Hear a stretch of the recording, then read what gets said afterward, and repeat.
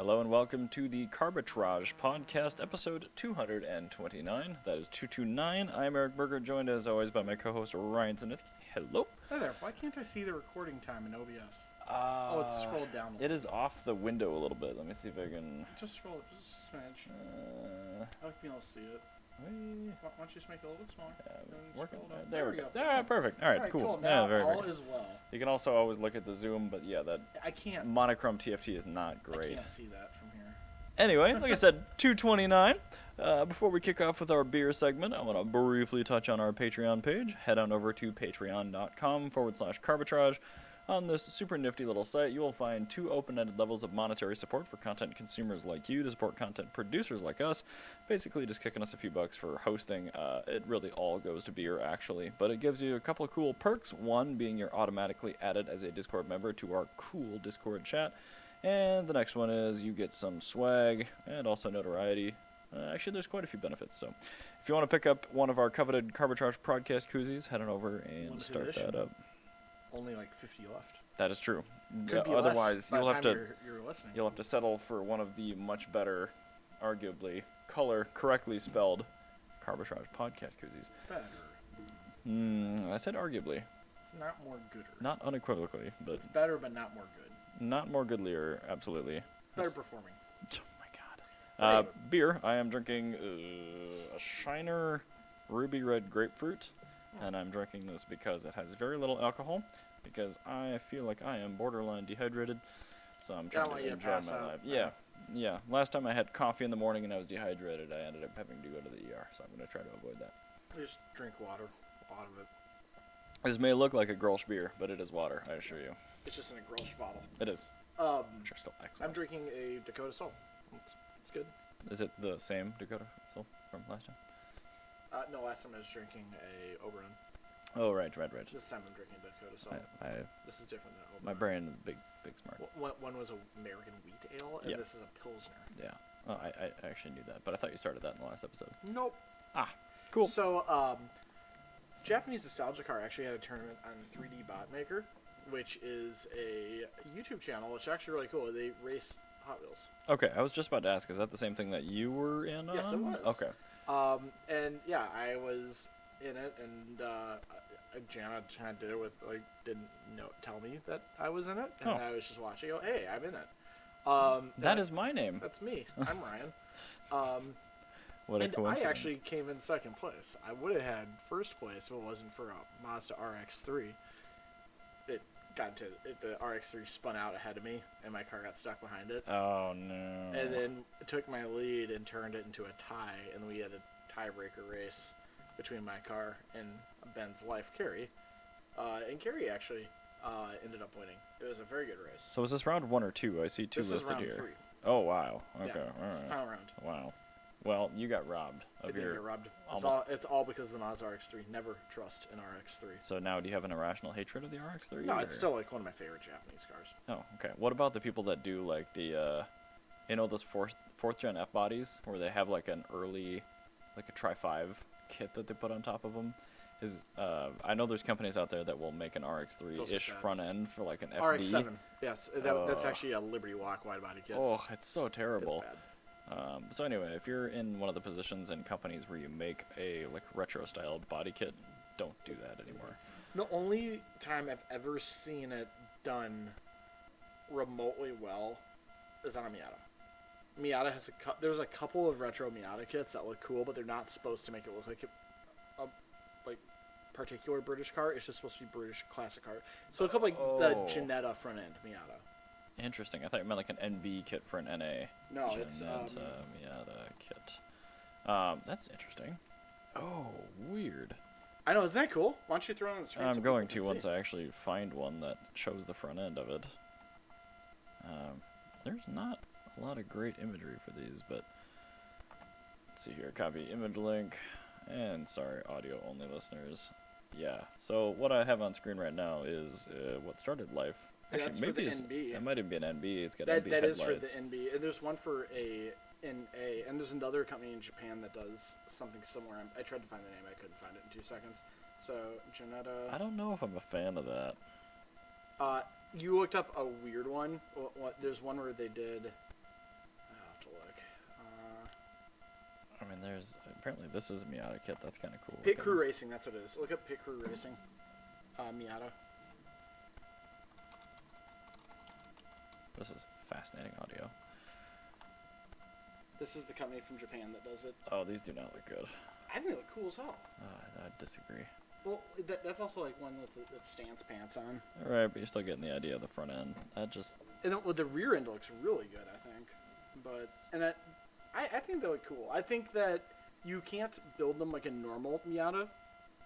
You can I think the front end would look good if it was built more like a classic British car, like you would build a Carmigia. Yeah, it's just the 8-pillar stuff. It doesn't really fit with that. The taillights look fine. I think it looks cool. That's actually not the Pit Crew Racing rear end. If you look up Pit Crew Racing Miata, it's literally we spent the first enough time on it's this one. It's the first one right there. I'm looking at it. Yeah, that one. That rear end looks really good. You have to do a bunch of body work. It's like a $9,000 rear end. And it looks awesome. I bet that's fun to insure once you're done. Yeah, I know, right? It's on your Miata. It's like, nowhere on earth will that car ever be worth more than $5,000 ever. You crash it, they get pictures of it, they get the comps, and they're like, we're dropping you, actually. Yeah, we're not actually going to pay out on this. Yeah, but I mean, it's a cool looking car. I think Pit Crew Racing, as far as retro style builds go. But this isn't like a correct make thing. This isn't an ND kit that makes it look like an NA.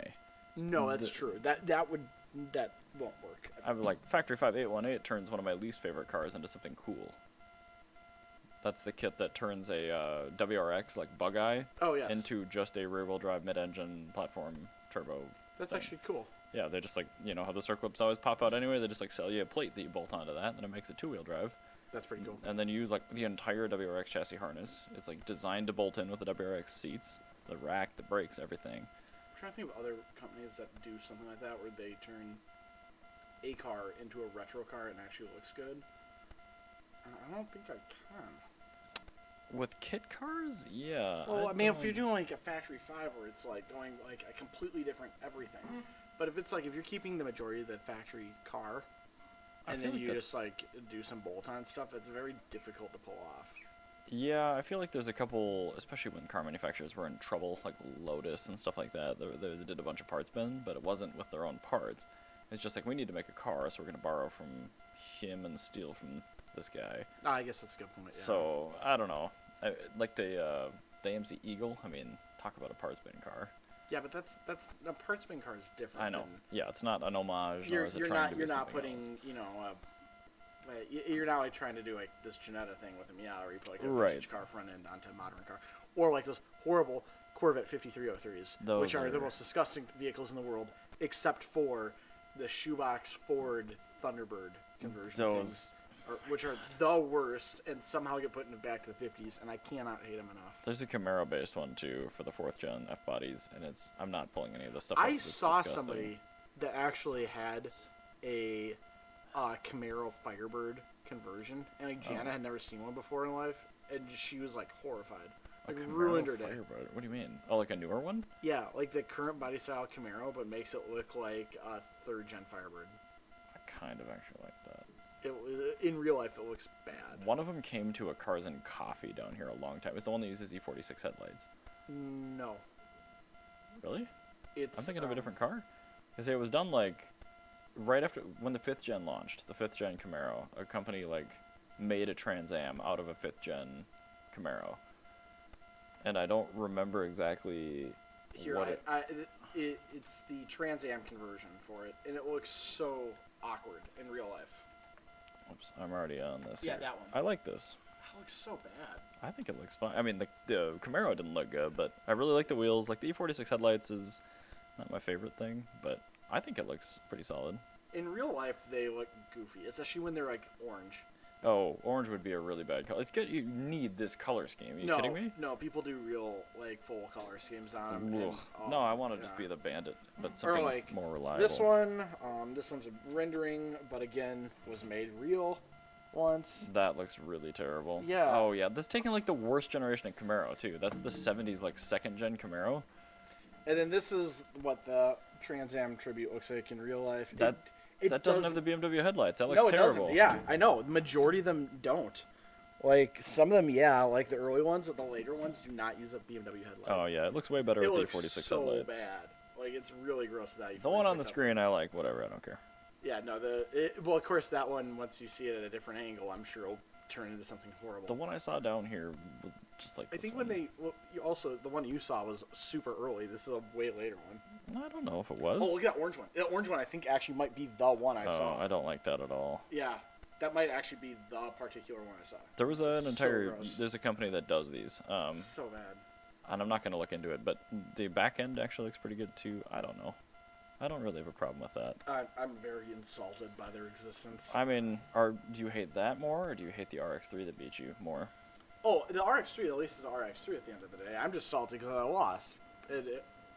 That's just me. Oh, that's just the losing portion? Yeah, it's not the car. Me. The car itself is fine. I actually love RX-3s. They're great. Like, RX-3s are one of my top 5 favorite cars of all time. Well, you also love Jaguars.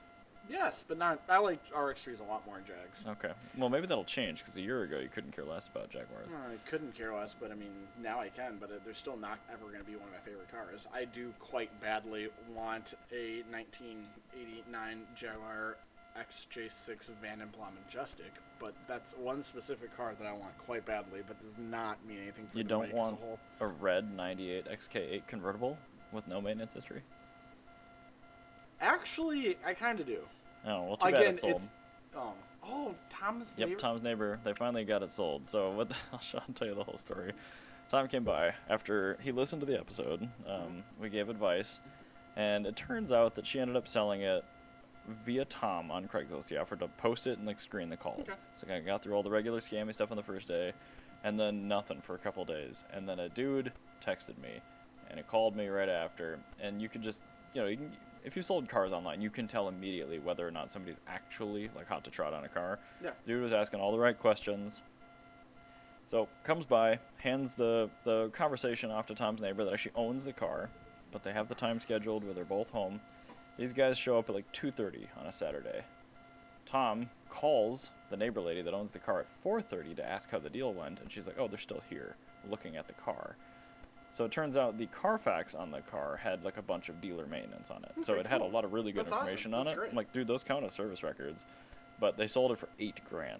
I'm like, you kind of undersold yourself, but like if you wanted a quick pain-free transaction that's not offensive. I would call that.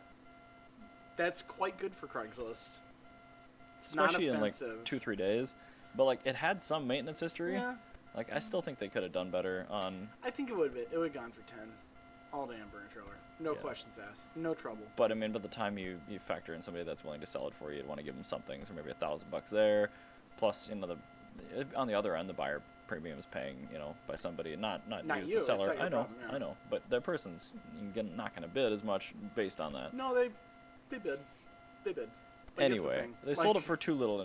I think in so. my opinion. I think there's $10,000 that car could have gone for. This it looks pretty good. Of course, we don't know firsthand. Who knows if in person this car was just made of touch-up paint. True. Like, could have been something like that. Could have been, The guy was out there apparently for an hour with a paint gauge. That's the thing. You're out there for an hour with the paint gauge trying to figure something out. Maybe.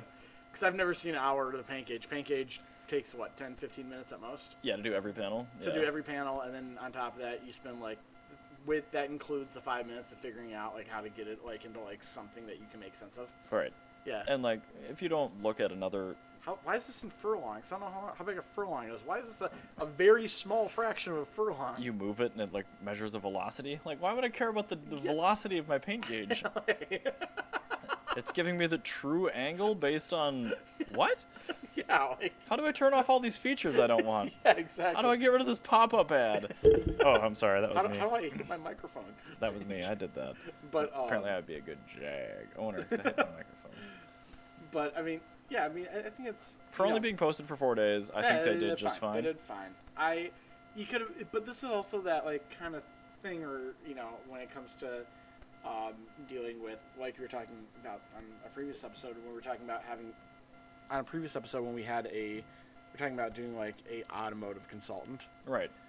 You call them and ask them that. Hey, is this worth the $2,000? And you're like, I don't know, Is it worth your 15 minutes of time and potentially paying somebody $800 to $1,000 to get an extra $2? Yeah, but this is the thing, is Maybe not. Is it worth your time to do that? Do you want the space that bad? It could be $2,000. That's that wiggle area. Right. But I mean, after the payments and everything, like you might only be up $1,000 more, but like that's still, you would have to do no additional effort, except for maybe hold on to the car for another week or two while a shipper comes, assuming it would be out of state, which it probably would be. So I'm still right back there. I'm like, it still would have been worth hiring a broker, for lack of a better word, to deal with listing, selling, and all the transactions. Yeah, I think where that comes into is the $1,000. Like you're looking at putting an extra $1,000 worth of effort into it. Right, but that of profit into it to go with another person. But if you're coming at it from the mindset, like, oh, that's already pretty good, and like the person said they would have been happy with anything over 6,500. So yeah, they're thrilled. They're great. Yeah. It's wonderful. And good like for the them. person got a good deal. Everybody's on the car happy. too. This is a deal where everybody's happy. Yeah. And that person should probably get that car, do a once over on it, drive it for a year, and put it on a ranch trailer. Probably. And I'll be writing about it this time next year. Probably. And there's nothing wrong with that. That's actually like a whole. I've seen a lot of relisted cars. There's whole like mindset of buying these cars really cheap, experiencing them, making sure they're good, and then moving them on to their next caretaker. And there's nothing wrong with that. Like, and if you want to if there's not like one particular car you're absolutely in love with, like that's a totally reasonable thing to do. Yeah, like a lot of people hop. Yeah, and I did that for years with old Japanese cars until it wasn't affordable for me to hop anymore. Well, the world is kind of not affordable for anyone to hop anything right now, But yeah, I think like Jags are a great car to hop with, because it's a happy. I don't know if this term was a thing, but I know, I like it. I like this term. It's a perfect car. Are you a hopper? You a hopper? It's a perfect car because like there's a ton of them in the world, and you just kind of want to experience them. And it's like you can usually make a decent profit because there's a lot of them with good maintenance history that, are being sold on Craigslist, and you just know you can sell them for more by you do a paint correction, you throw them on a branch roller. Well, and like make sure that if the chains haven't been done, like they're not currently making noise and stuff like that. Yeah, that's a huge thing. Yeah. It's like a startup video under hood. Yeah. Big deal when you're selling a Jag, especially out of state. Yes, very big. And that's also another thing that we didn't know is like, does it have any timing chain noise? It didn't, but they've not been done. Yeah, but that's another thing is. It had like 73K, I think. I'm like, it was low miles for chain noise, but not super low. It was within a mileage range in which chain noise is entirely plausible. Mm-hmm. But it's like an M62 TU. Yeah, it could happen. Probably won't, but it could. And if it does, say goodbye to $2,500 to $3,000 of your dollars on the cheap end. Yeah, you'll be owning this car forever. This one will start to put in your car collection because you'll never be right set up on it. It turns into art essentially at that point. It's an art piece. Good luck with your art. I have no transition here to my next topic. Well, that's fine. I was trying to think of something. Ta-da! Kia, I guess things that are owned. I've literally no transition here at all. They don't have timing chain issues. Hello, industrious fellows. Yeah, hello, industrious fellows. Yeah. So I was at Tamarind, which is a delicious Indian restaurant in Edina, on Friday. Okay. And I was looking at brand new Kia Soul, and I noticed it had a different logo on it. And at first I thought it said KN. And I thought it said it's like the KM. 9-inch nails N. Yeah, it was really weird. I'm like, what? And I'm like, why did they do a backwards N? Like, you're just sitting there with a full belly, like, I'm so confused. Why is there a can on the hood? It was like super busy, and Jana was inside grabbing the food, and I was like in my car, like just like looking out the window at this Kia, like trying to figure out what's going on with the logo. And it like occurred to me, they've changed their logo, and their new logo is terrible. Like, why didn't they just go with their old KDM logo? I like the K. The big K is cool. Yeah, I like the K. I mean, people have been retro badging or like whatever you call that, rebadging. Yeah, people have been rebadging those for years, and they look great. This is But now the new Kia badge, like it looks like it says ITIA, or KM, or like LKN. L sideways V. I actually don't hate the logo, but I hate it. It looks like it says VIA. Yeah, the chipset manufacturer just got a new logo. Yeah, like, They're just expanding their x86 licensing. yeah, it's really bad. I hate this so much. Like, it's just such a bad logo. I mean, their old logo was really terrible. It was terrible. It was. But it also did came say from Kia on it. Yeah, also came from like 1998. Right, they should have just gone with the KDM badge and called it good, because they did need to rebrand a little bit. They did, yes. Because their product is really good right now. I was at that family get-together over the weekend, and I had somebody like, we want to get rid of our Suburban. Want to get something else. I'm like, okay, get an Odyssey or a Sienna. Like, no, you're not getting a minivan. I'm like, okay, get a Palisade. Like, we're looking at a Telluride. I'm like, a Palisade's the same thing, but there's not a markup on it, and you can actually get one. Yeah. Buy that then. And it looks a hell of a lot better. It does look better than a Telluride. Yeah. And, like, I have not heard anything bad about those, frankly. Alright, they're trucks. If you want a 3-row for your big mistake of having too many children, there you go. You don't. Like, get a minivan. How many children do they have? They have 3 children. They don't need that large of I a know. vehicle. And they don't need booster seats. They're older children. You could get by with a sedan very easily. Why don't they just have a sedan? I don't know. I don't see this part of my family very often. I'm so confused. A lot of people had car questions, though.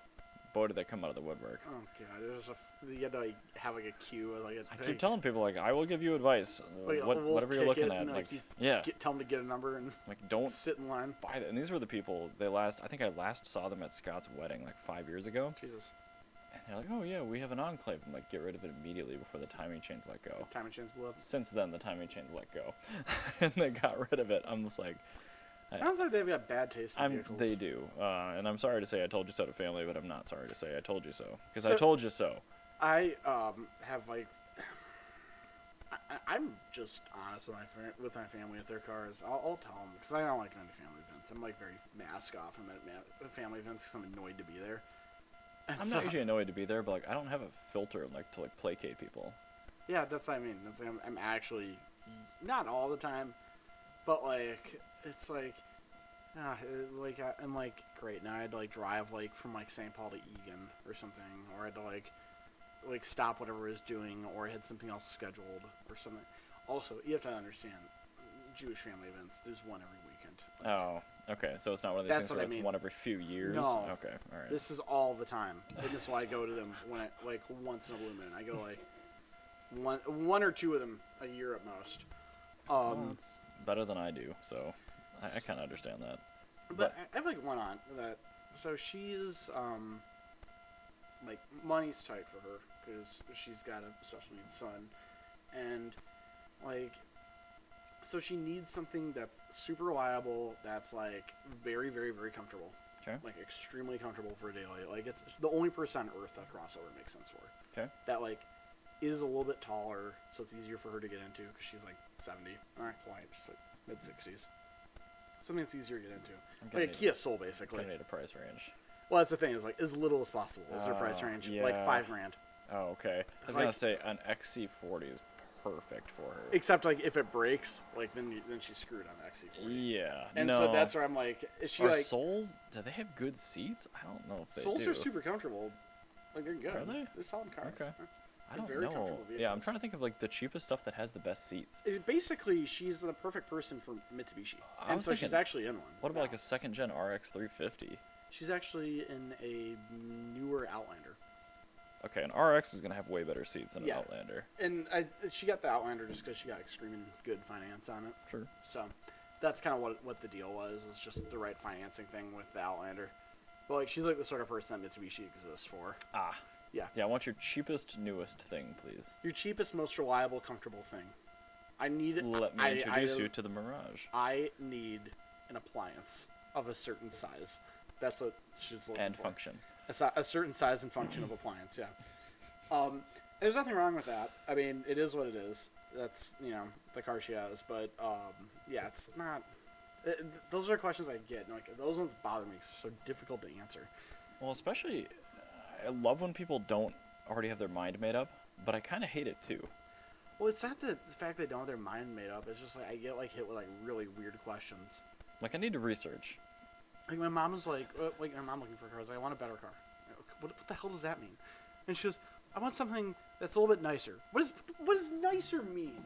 And she goes, it needs to be cheap, it needs to be reliable, and it needs to be a fuel Suzuki efficient, Kizashi. and it needs to be as small as possible. I don't want it to be too small because I want to fit stuff in it. I'm just like sitting here like spinning my wheels, like on what the hell are you looking for? It needs to be new. Something ECVT? Oh God, no. Yeah, exactly. Yeah, like she needs like a very specific like transmission. Ugh. Like, and I'm like, well, I need some, and so like I just started looking at the boxes, and eventually something I'm ended up with a Mazda too. Yeah. Is like I need something that checks all these boxes and needs to be small. And It's like playing Guess Who. yeah. It eliminates so many cars when you have like this one wrench thrown in the works. Like nobody has this criteria. Oh, well, I do.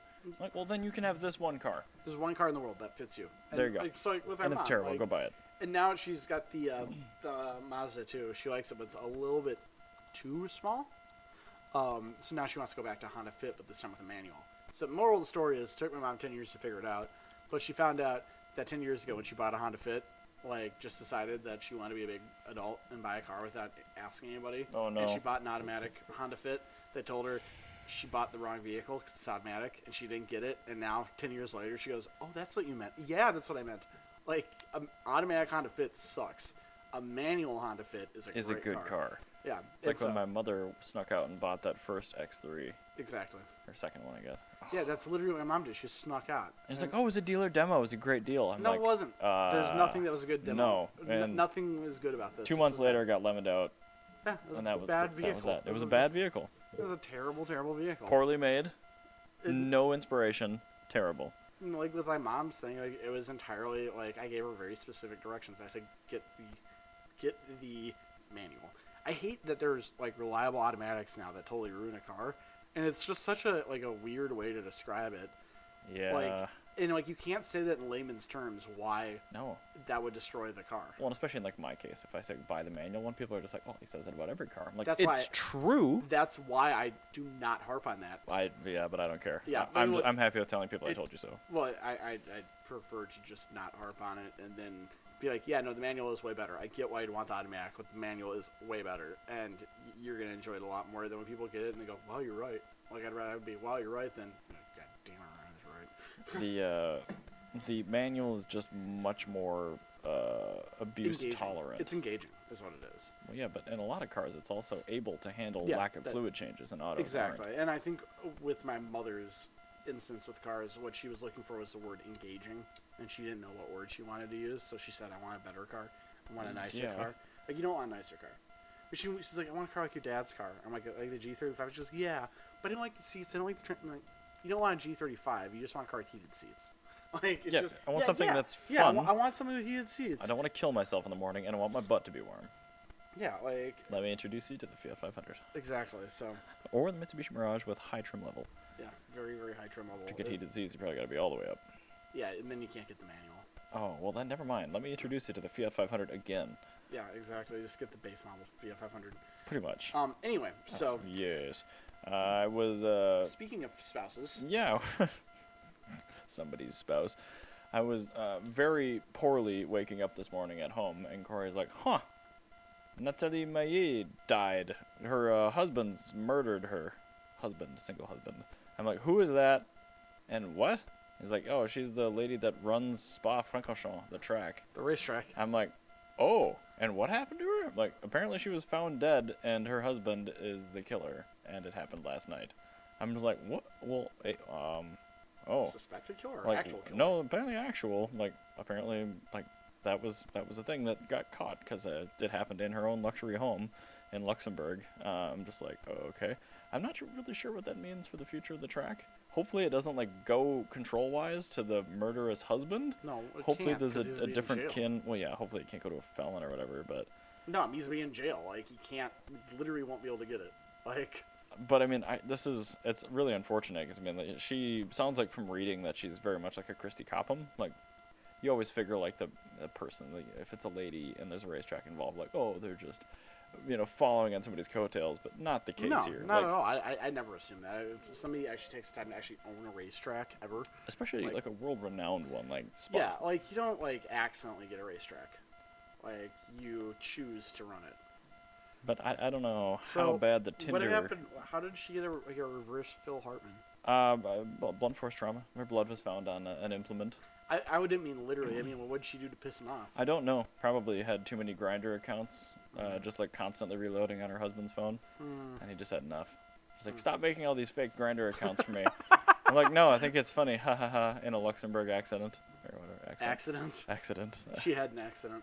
She did. So I don't know. Spa is probably my second favorite like large scale racetracks. I hope nothing happens to it.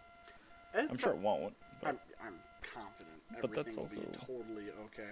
very, very sad. I would like to hear more about exactly what happened, but it really doesn't matter at the end of the day, I suppose, because she did.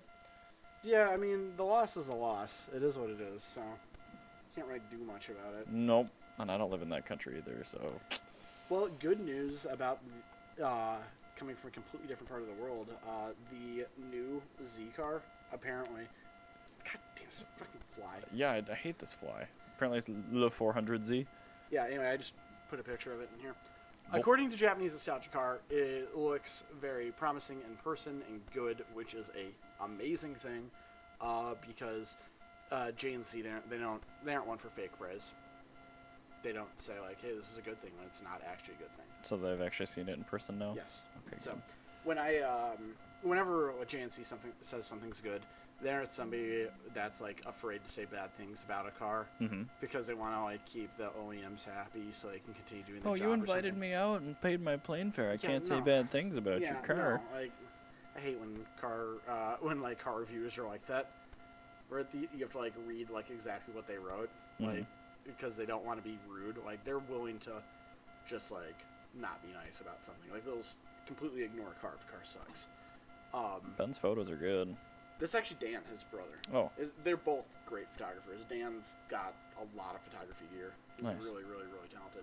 I do love how everyone's like, hear me out. The grill doesn't look like it does in pictures in person. I'm like, yeah, I hear you, but I want to see one in person to make up my own mind. Yeah. Because they also said that the F80 M3, or no, sorry, the G80 M3 looked good in person. It doesn't. It doesn't. So bad. I was stuck behind one after Caffeine and Octane. I saw that fly. I got him good, and he flew away. Yeah, quantum entanglements. Unbelievable, these flies. But mutants. Yeah, no, like the I was behind a G80 M3 yesterday, and it was awful. I hated it. Back end is it has no character on the front end. Just makes me want to gag. I Still. was behind it by choice. Oh yeah. I was ahead of it, and I was behind it. He came up behind me, and there's a car that moved, and I had to look at it. Oh. So I started driving like 45, and then he went around me. Okay, good. Oh god. I have an acquaintance on Facebook that bought one, and I am very audibly complaining about every time he posts a picture of it. It's disgusting looking. Why would you be proud of that? You need to unfriend me. Like, he had Bellis over to shoot it the other day. I'm like, I would have said no. I'm just, it's so bad. There's a lot of nods on the 400Z. I really like it a lot. Like, the 400Z is pretty great. I also love that the fuel door is clearly big enough for alternative fuels and or charging. I feel like they did that on purpose. I think so too. I feel like you're going to get an EV in the future. That's also a very good observation. Another cool thing, it's actually got a floor-mounted gas pedal. Oh yeah, didn't we talk about that? No, I just found this out right now. That's so cool. I would comment the fact that like every BMW ever has had a floor-mounted gas pedal, and they are amazing. Yeah. So I'll go ahead and say. Yeah, that's pretty cool. It's great. Yeah, so you scroll down a little bit more and you'll see it. 1969. Nice. Nice. Very nice. Oh, there it is. Yep. They have a close-up of it. Don't worry. Oh, got some gouges. Some gouges. I really hate LCD gauge clusters, but I at least hate LCDs so much. At least they're trying to mimic an actual circular gauge. I look at the gauge cluster on some of these modern cars, like the M3. I'm like, is there even a setting where I can like decipher the information that you're? Oh, there it is. There's the gas pedal. Decipher the information you're trying to give me, because like I'm looking for round dials, and like my brain is using like fractions to figure out where I am, and like you're just giving me like numbers and a bunch of like flashing red graphics. I can't figure this out. Yeah, it's just super weird. But I'm really happy to see that it looks pretty solid overall. And J&C did a really good job actually documenting it as well. They're going to offer an auto? Yuck. Yeah. I feel like the reason they're offering an auto is because they need to make a shifter bezel that would fit for an EV. Oh, okay. And that's probably what you need that for. So judging by the size of the fuel door, and That the is fact a that they're making huge an fuel auto, door. Mm-hmm. that when they do make an EV, I feel like the EV shifter will be almost identical to the auto. Probably. So. I actually saved one SMG shifter assembly from one of the cars I liberated because maybe someday I'm going to EV... Well, actually, someday I will EV swap a car, and, like, those are perfect because they have, like, solenoids and lockouts that you can just, like, wire in, and it's, like, a 3-position thing. Yeah, it's a great switch. It's going to be perfect. Yeah. I think that's probably what they're doing is they're trying to make, like, a solid, like, so it's just a good switch. Shoving all the... On top of that, you're going to get a lot more sales because there'll be a lot of boomers out just wanting an automatic car. There's going to be a lot of drift missiles in the future. Yeah, I'm fine with that. I mean, it's a beautiful car, too. So, I'm here for it. I'm looking forward to, in 15 years, going to Power Cruise and seeing automatic ones of these being thrown into walls. Yep, that's exactly what it'll be. Yep. I'm not mad. It's a really good-looking car. It's, like I said, I do not give fake praise either. Is it going to have tire graphics like that, or is that just a weird pre-production thing? It's a pre-production thing, guaranteed. Because the tires say Nissan Z in colored print, even though they're Dunlops. Yeah, it's because it's a Nissan Z car. Oh, maybe. I don't know. Well, yeah, those are a good set of photos. I've never noticed that. Look at that fuel door. It's just huge. It is really extra massive. Like they're either planning to put a diesel with DEF in it, which is unlikely, or they're planning to put a CCS connector in that None of these are bad ideas. I'm here for both of those. Those are both awesome. All right, Turbo Diesel Z and an EV Z. Yeah, I'm always here for all of the above. When are these actually supposed to go into production? 2022. Yeah, okay. We've been seeing this for a long time. Like, they had a production-ready pre-pro, like, over a year ago. I also feel like having a lack of, like, most materials for cars puts a little bit of a wrench in these ideas. True. Maybe it's not the smartest thing ever to release a car that you can't actually release. Yeah, and so I think, like, they're just gonna, like, let the hype grow for a minute or two. Let it grow. Let it grow. Exactly. All right. Speaking of large charge ports, actually, you are aware that Rimac bought Bugatti, right? No. Oh, yeah. Wait. Yeah, I did hear about that, and I forgot because I didn't care that much. But right. I probably should. Maybe it'll make something cool. It's my whole thing where it's like when I hear Bugatti and I hear like something that happened after World War II, I actively try to not pay attention to what's going on. I love the EV110 though. I mean, it's a great car, but again, like there's so much. The EV110 compared to the whatever the new ones are called, the amount of mention of that car Veyron, versus those, Chiron, Devo, whatever. The amount of mention of the EV110 versus those, you never hear about the EV110. So that's true. I'm just like, I'm sure it wasn't good, but I'm just like immune to Bugatti stuff. I bought a really cool Bugatti like ad print from the 1920s yesterday at a vintage shop. That's pretty cool. Did it involve the Type 35? No, it was right after the Type 35. So it was like, actually, I guess it was from the 30s then. But it was really cool. Like, so I got it. It was all Art Deco. I mean, I guess I can't fault you too much. Anyway, where I'm going with this is they haven't really done any official vehicles for Bugatti Automobiles since this acquisition. But Rimac is still going strong with their newer model. Hopefully this one is Hammond resistant, so it can't be flung off a mountain to catch on fire. But even though I have a hard time accepting that this is a production vehicle, and this is an unofficial record, this new Navara at 1,914 horsepower did the quarter-mile. I have it in the notes here. I have to scroll down. I don't want to page over. 8.582 seconds at 167 miles an hour. On street tires, 8.582 seconds in the quarter for a stock production-ready car. That's pretty awesome. That is hilariously painful. I'm also, again, I know it's Rimac, so I should care more. You should, just because, like, I really do feel like this is like, it's Christian von Koenigsegg and how the guy that runs Rimac goes at everything. And I think that fit's going to be really good for Bugatti as a brand. Because, you know, when they built the Veyron and things like that, they had these certain almost unattainable goals that they wanted for the car, and it had to do everything. I do feel like they're going to maintain all of that when they actually put electrification into a Bugatti, and I feel like they're going to execute it pretty well. Yeah, My issue with modern Bugatti, though, is that with modern Bugatti, like, yeah, they put all these gold. It's supposed to be a great car, but, like... Yeah, the climate it's like the Phaeton. It's like the climate control must be able to maintain 59.1 degrees Celsius at 200 miles per hour. It's not what's supposed to be. Like... It's supposed to just be luxury, right? I mean, no, isn't that what Bugatti was for? Is it racing? I don't even racing, remember. Yeah, Bugatti was like it's like proto Ferrari. Like what Ferrari was in the 90s is what Bugatti was supposed to be. It's supposed to be like a great race car. And I think like with the EB110, so it's probably even a better fit. Like then. even the EB110, like that was more race car than was GT. Whereas like the Veyron is like a super, like a hyper GT is what it is. Yeah. Like it's. If you haven't watched the VinWiki video on the Veyrons yet, I think it's worth a watch because it goes over, especially the Veyron Super Sports, which I thought was just like a tune and a set of wheels on the Veyron. Is it not? It is a completely different tub, suspension, engine, transmission, That's cool. Everything. And apparently the original Veyron kind of sucked. In the Super Sport, it was really good. So That's like awesome. 400 pounds lighter, and like they went from an aluminum to a carbon tub, and like everything got retuned. I'm like, huh. I think this is my issue with Bugatti, is that when people mention it, it always leads to an annoying conversation. It's like talking to somebody with a Gallardo. I think that's my issue, because like whenever I like read about them, like God, these are actually cool cars. And like my initial reaction like 2 seconds ago was this car's stupid. I know. And then you like find crap like that out, you're like, really? And you're like, oh, shit, this is actually a cool car. You're like, I don't want to be like this. I know. But I'm like this, and I do like them. I know when I see one, as much as I try not to care, I do look. Oh yeah.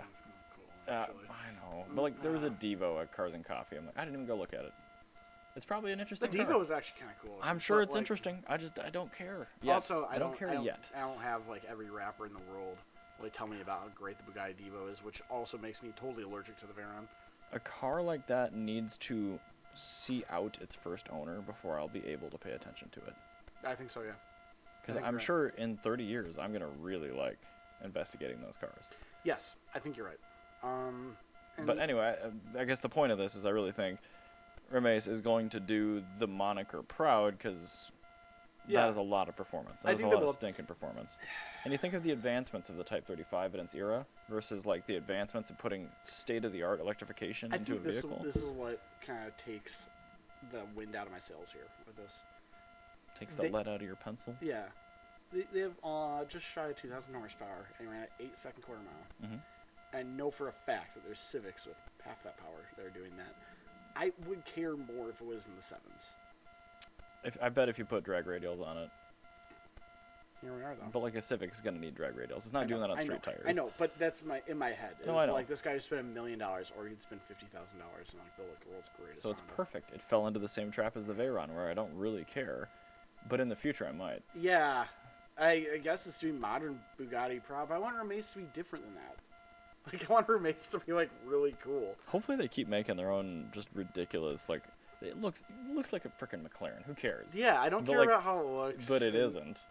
Like the original Rimac, I thought was cool as hell. Yeah, it was different. It was different. This one's not. Because like the styling, whether you like it or not, like hard points for suspension, they're dictated just as much by a internal combustion powertrain as suspension. Yeah. So like a McLaren's always going to look like a freaking McLaren because it's got that same 3.8 or 4.0 twin turbo V8 on it. That's a good point. Which I didn't realize was a Nissan engine. That's hilarious. It's an old Nissan F1 engine. But when you have electrification and you are allowing yourself to spend the money to do pushrod suspension, you can drop all of the body lines. You can drop the scuttle. If it's strong enough, like you have so much room to think outside of the box. And I know that's cliche as all hell, but they did that with the first one. And this car, I don't get the impression, just looking at it on the outside, has taken advantage of almost any of that. I think a good way to describe this, and my excitement about this is equivalent to my new excitement about the new COUNTACH, which is not on the podcast notes because I just thought about this. It is on the podcast notes, but not for this episode. New COUNTACH? Yeah, it's in like the spare topics. Oh, well, anyway. There. Yeah, I might actually let's talk about that because it's all right. So the new $2.6 million hybrid that's taking place, replacing the Aventador. Yep. Like okay, cool, it's supposed to be a new Countach. First off, it's missing my favorite design detail of the Countach and my second favorite design detail of the Countach. And this is going to work fine, and I'm mad about that. Are you sure? Because it's Italian electronics and EV. Good. Are they going to get stuck in the car and have to, like, call somebody? Maybe. I'm okay with that. Maybe it has electronic door poppers. I'm alright with that, as long as it does, like, dumb shit that does, doesn't work. Does the air conditioner not work well enough? I want the air If it's driven by an AC motor, it might not. Perfect. They should calibrate it if it is to barely work. The thing about Lamborghini, I think this is like goes back to like why these new hypercars and stuff don't like excite me at all, is they work too well. Yeah, you always had that complaint about the Mercy. Yeah, like even the Murcielago is like too reliable for me. Like I want an Italian car where it's like every time it starts, you see the owner's face, like the excitement, and you think he's excited because he's starting up his Countach. No, he's excited because it Countach started. Yeah, that is like the thing. It was like you see somebody in McLaren, they push a button and they're like, yeah, McLaren. They always have like that like douchey old glib smile. And the guy's like always some prick with a hat. He's always kind of fat looking. God, I hate. Like, whereas like whenever you see a Countach owner, Countach owners, they always like whenever their car starts, they're always smiling because it started, and they're always like fit. Because they have to A, fit in their car, and B, it doesn't matter how fat you are, you'll be fit by the time you get out of it because you're going to be sweating. You will have mismatched leg muscles after not long driving a Countach. Like, so, like, unless, like, okay, cool. You don't even need legs to drive the new one. So, all right, and if you're wondering, my two favorite design cues are, number one, actually the rear wheel arch was my favorite part of the Countach. Just because it wasn't round? It was a weird shape. Like, it's a weird shape here, but it's not the same. It's not asymmetrical. And then number two is actually pop-up headlights. And it doesn't have pop-ups. I was gonna... Yo, yeah, what the hell? I didn't even notice that. Yeah, it doesn't have pop-ups. This is like the Diablo. Yeah. So I pulled up I think this is an unofficial rendering, but the first post I had was the actual official Lamborghini Automobili page, where I just gave you three really small details. Like, so we can get like a picture of like what I'm talking about with the rear wheel arch. So we have 89 Countach. Why are you making it so difficult? This keyboard sucks and always has. So, and then click images. Thank you, Ryan. And there's that first one right there. You want this? Okay, sure. Works fine. Okay, fine. Because that's actually an 89 Countach that has a relatively sedate wheel arch, where they kind of covered up my favorite thing. Yeah, they covered it up. That's why I was surprised you wanted this picture. But it's visible in the front. Yeah. But, yeah, like, even like this one, like, you could still see that weird wheel arch is back there. Oh, it's got those terrible bumper overriders. Yeah, those bumpers are terrible. I would still take this over the new one any day. Oh yeah, because it's got a manual. Well, it's not just that. It's like that's all it is. Yeah, I mean that is there, but like it's got the more exciting things. Like you know what they could have done with this one instead of having pop-up headlights, have like active brake vents or something where the pop-up headlights would be. So like when you're driving at high speed, like they open up, like they just like go down or something, or they pull back. So like you will maintain the style of having where the pop-up would have been. Like I think that would have been an interesting thing. Yeah, that seems like something old Lamborghini would have done. Yeah, like they would have been doing something cool like this. This is just like okay. Cool. We've been hearing this out of journalists for the last decade plus, where cars were better when they were worse. Yeah, like seriously, like. Honestly, we're learning that slowly with manual transmissions doing their last hurrah here. Bring back design lunacy at the same time. It looks like they did actually kind of incorporate that wheel arch. It's just not as aggressive as I like.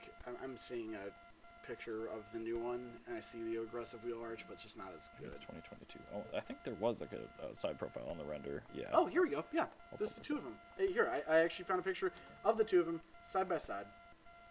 I will include this in the podcast notes for you. I was gonna say those wheel arches look very hexagonal. 1 second here. That's already up on the screen. It's fine. No, this is actually a different photo than the one you have. No, that's not the photo I wanted. Anyway, so the thing is actually being shown already. It's fine. This one's a new one next to an old one. There, it's on the page. So click on the Carlisle page, link I just showed, and you'll see what I mean when I say like.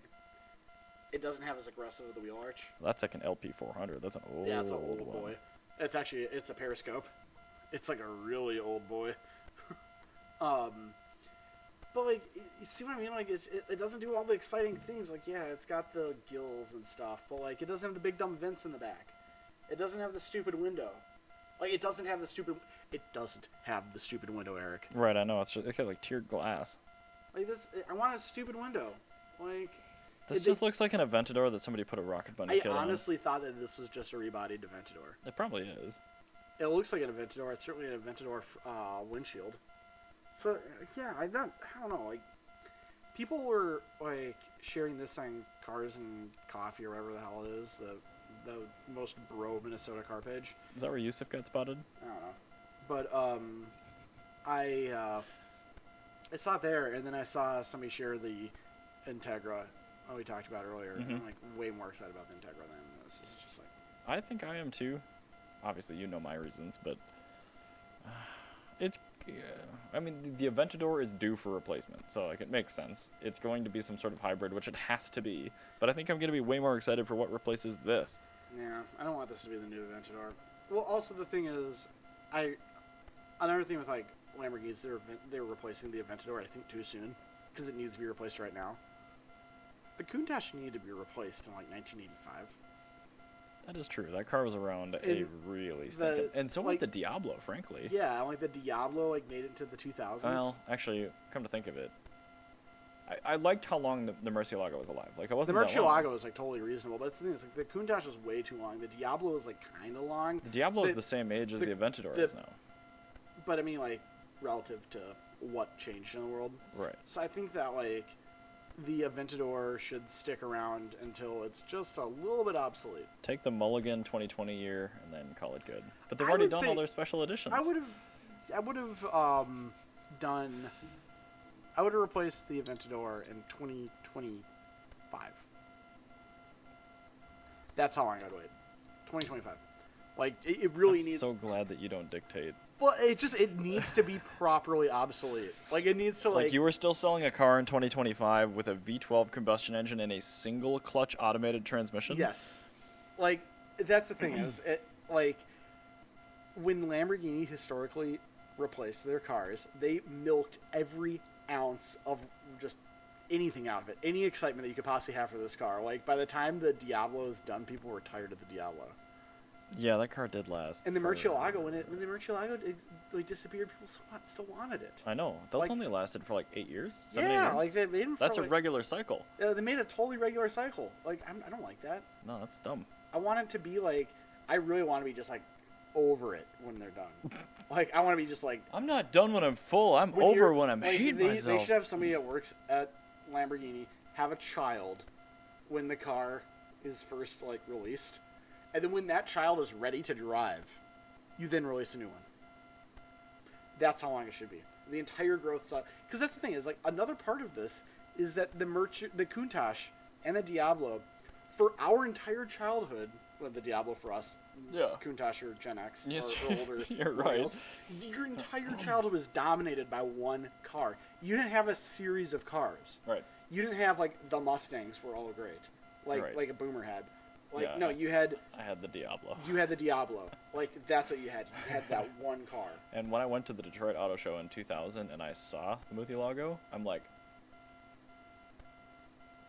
yeah, you were like blown away. I didn't give a shit about the Diablo in 2000. Yeah, like that's the thing is like it was your entire childhood. Right. Like and like kids aren't growing up faster. Like people say they're growing up faster, but they're not actually. Like your time does not move faster. Like we do not develop as a species Certain faster. aspects, sure, but yeah. No, And so when did the Aventador first come out?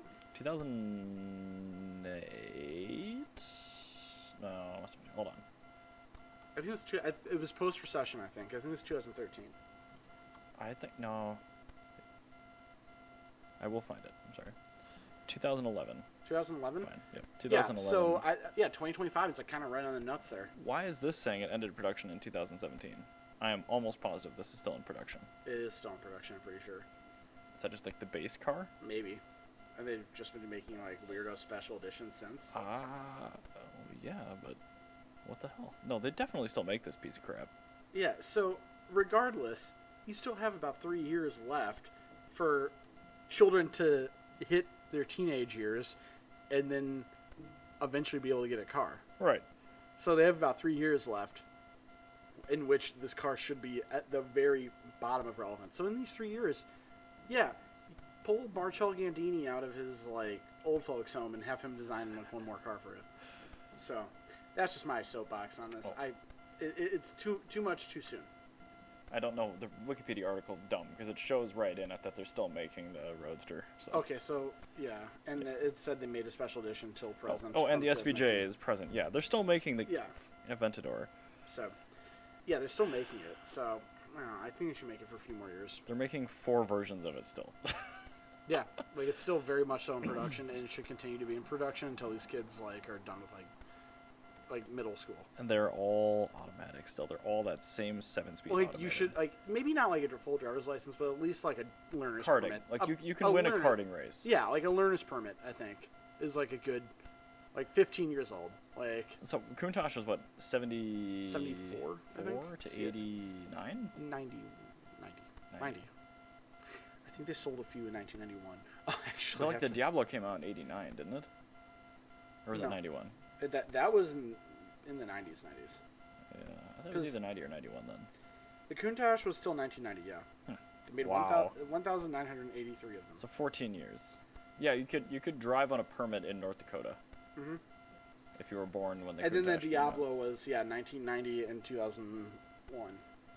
And it's like the Diablo is like a little shy. Well, Diablo was still quite a while, but yeah, not 14, not a ripe 14. it wasn't a full ripe 14, but I think that they got it right with the COUNTACH because like they really like reinvented the car during that time, and they have not reinvented. Like they reinvented the Diablo. Oh yeah, that car completely fundamentally changed 3 times. Yeah, and they had the Murcielago never did. The Murcielago just like it was great. People will argue And that then- the LP 640 and the 670s were pretty different cars. There was a lot of like updates, but like you could bolt any component from any of It wasn't as No, it wasn't watershed. ground up. It No, wasn't it wasn't. a watershed difference. It wasn't Diablo VT and then Diablo SV. Like Exactly. they were Two totally completely different different vehicles. cars. Yeah. And I think that's what they haven't done since then is like really making the car just become a completely different vehicle halfway through its cycle. I think is what makes the COUNTACH so special. Is you have 2 different reasons to love the COUNTACH, and like also that car beat itself as fastest car in the world, which I think is hilarious. So it's like the fastest car. Well, in the nobody world. else did it, so we're just gonna do it. Yeah, again. like they're the fastest car in the world, and they're like also we're the fastest car in the world again. Like that's Also, great. Like, imagine doing those speeds in a they're COUNTACH. they're far too reasonable as a company right now, and I'm not happy about that. I don't like reasonable companies. All right, automated brake ducts it is. Speaking of cars that had functional brake ducts, Yes. this is nowhere near what a 250 GTO would sell for, but I still have to bring this up because a 1995 McLaren F1 with, we'll call it delivery mileage, 242 miles, sells for a post-fee sale price of $20,465,000, which is $18.6 million before fees. That's quite good. Yeah, that's a lot of money. Probably would have sold for more in BAT. I probably would have. And the fees would have been lower. So, yes, the car's actual transaction price likely would have been higher on BAT than it would have been at Goodings and whatever. So, I mean, I really like the F1. I mean, this car That will... F1's such a cool car. This is like the Type 35 of our era. You know how the COUNTACH is like the poster car, but really the F40 was the better car? Yeah, oh, yeah. Yeah, this is the F40 of the Diablo. This was the supercar that worked before supercars worked. Yeah, it was the first hypercar. Yeah, that's true. That's what it was, because all hypercar is a supercar. It's functional, like it's a vehicle. Like you can like start and like drive and like turn and look out the windows of and turn. Like you have a radio, like air conditioner, maybe a heater. I think it does have air some sort of conditioning. HVAC. Yeah, but like A fan. I hope this comes with the Pentium laptop. I assume it does. Oh, give me that laptop. Oh, I think we had to. Oh man, keeping those running told us a full-time job. I'm a little worried about it. Even on like my ADS computers, I'm like, at some point, like serial port laptops are going to get really hard to find. Like they're already kind of tough. Yeah. But anyway, I love the F1. It's such a cool car. Like this is an example of why I'm so mad about modern McLaren and why I'm so worried about modern Bugatti. Is like they've turned this into the most meh. Ugh. There's details. Car. There's details in this. In a COUNTACH, you pull off the plastic cover of the engine, you know what you're going to find? A bunch of Bosch part numbers. You're not going to find, like, zip ties and like an Italian man who's drawn something on a hose. I mean, a new Countach, Yeah, that's a new one. Whereas a real Countach, you open the door and you see a mix of flathead and Phillips head screws based off what was available at the hardware store because they ran out of screws. And the new one's going to be all the same plastic push clip. Yeah, I don't want that. I want weird. I want, like, seat of your pants, barely functioning as a company. Weird. Like, I think once a car company is able to replicate that, that's going to be your, like, that's going to be the deal sealer here. For, like, I think it's the closest things, like, maybe they a Singer. They can do it, too. I think, like, a Singer is like the closest thing to, like, what a supercar was. Even that's, probably. Like, or, like, Icon, where they just make all the regular stuff better and then make it out of metal instead of plastic. And, like, they add these little touches to it. Yeah, I think, like, but, I mean, like, I think my favorite part is the fact that you don't quite know exactly what size fastener is holding things on. Right. Well, it's because available. it isn't one size fastener. It's just whatever's available. It's like a modern BMW where you got 5 different fasteners to take a fender off. Yeah, and I just, this car, like, was like this was the car that was the bridge era, where it took what we love from cars and gave us what we hate from cars, which is why, like, I love it as a car, but in my head, it represents? I will never give this car any time of day publicly. Like, outside of, like, this mention on this podcast, like, if somebody asked me what the greatest car of all time was, like, I'll in my head go, the McLaren F1 will be, probably not, to be honest. Greatest car in history, though. It's a tough one. But then I'm going to be like, you know what? No, I'm going to say the Countach. Why? Because it's exciting. I'm gonna say at all times. The Citroen 2CV. Yeah, that's a great car, but I mean, like, it also didn't make multi-millionaires crawl on their hands and knees to get into and out of the vehicle for their own vanity. That's such an amazing thing that's missing from these cars. It's like you don't need to get on your hands and knees to get into them. Make the new Countach a car that fat people can't get into. It wouldn't even be that. Like, you can be fat and get into it, but it's like, just like make it so, like, you have to do something humiliating, like, entirely. Make it even make it a foot wider, so you have the 12-inch sill that's already really hard to get over. Seriously. And then make you have to crawl. Yeah, seriously. Like, make it as just. Pad it with really nice material too. I don't care, but like make you have to crawl into the car and out of it. I think that's the thing that gets me about the Countach is it's a humbling car. Like, you have all this money in the world to show off. It's a hybrid now. You can put the seats like Stratos close to each other, and then just use the entire width of the car. Perfect. Pawn it off on you need the vent cooling, but really it's to make the rich people crawl. Yeah, no, like. No more drive shaft. I'm convinced that Marcello Gandini is a communist. And, like, he just made this money because he lived in a capitalist society. He's like, you know what? But I wanna punish these rich people. But we can't. It's not socially acceptable to kill them. So let's just make them have unreliable, not comfortable vehicles that they're willing to pay me a lot of money to get into. Gandini. I love it. But anyway, that's the new Countach and how I feel about it. So fair enough.